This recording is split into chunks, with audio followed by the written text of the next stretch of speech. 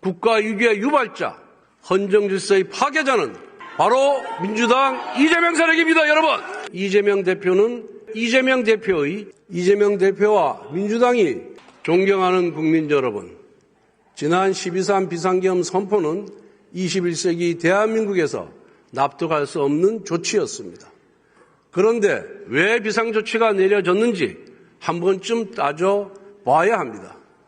29번의 연쇄탄핵, 23번의 특검법 발의, 38번의 제2호권 유도, 셀 수도 없는 갑질 청문회 강행, 삭감 예산안 단독 통과, 이 모두가 대한민국 건국 이후 단 한 번도 본 적이 없는 처음 있는 일입니다. 의회 독재의 기록이자 입법폭력의 증거이며 헌정 파괴의 실록입니다. 민주당은 의회주의도 삼권 분립도 법치주의도 모두 무너뜨렸습니다. 국정은 작동불능 심정지 상태에 빠졌습니다. 단언컨대 지금 우리가 겪고 있는 국정 혼란의 주범, 국가 위기의 유발자, 헌정 질서의 파괴자는 바로 민주당 이재명 세력입니다, 여러분.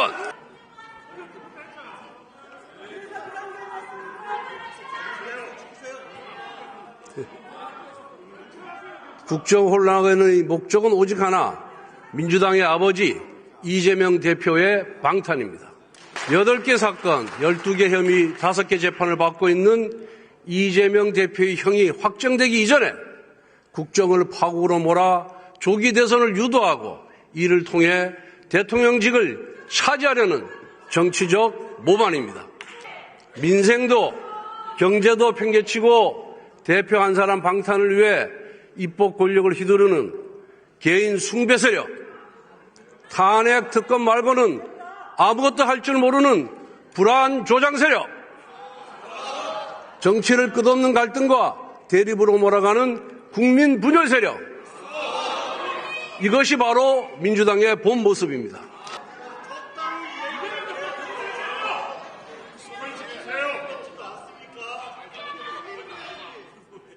상속증여세와 법인세 감면은 세계적인 추세입니다.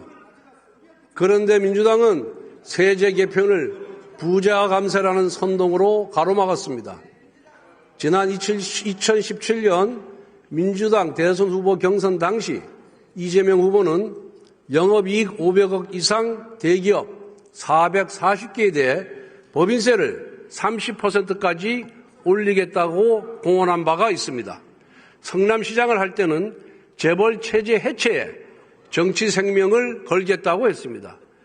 이와 같은 이재명 대표의 경제 극단주의는 기본소득에서 정점을 찍었습니다. 성남시장 때 2,800만 명에게 100만 원씩 기본소득을 나눠주겠다고 밝혔습니다.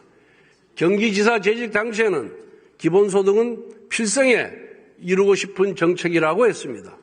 그런데 그 막대한 비용을 어디서 마련합니까?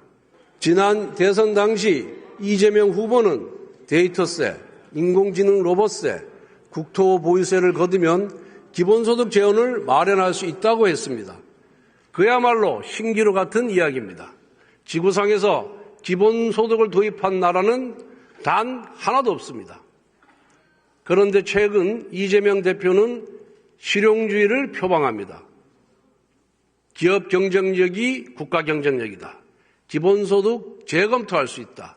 지금은 성장이 시급하다며 자신의 과거를 전면 부정하고 있습니다. 하지만 정치적 유불리에 따라 바꾼 말들은 언제든 강성 지지층이 원하는 포퓰리즘으로 회귀할 것입니다. 이재명 대표와 민주당이 정책과 노선을 진정 수정할 의지가 있다면 노란봉투법, 국회 증언감정법부터 폐기하십시오. 대신 여야가 합의한 민생 법안들을 당장 통과시키십시오. 만약 그렇지 못한다면 이재명 대표가 외친 실용주의는 정치적 가면극에 불과합니다.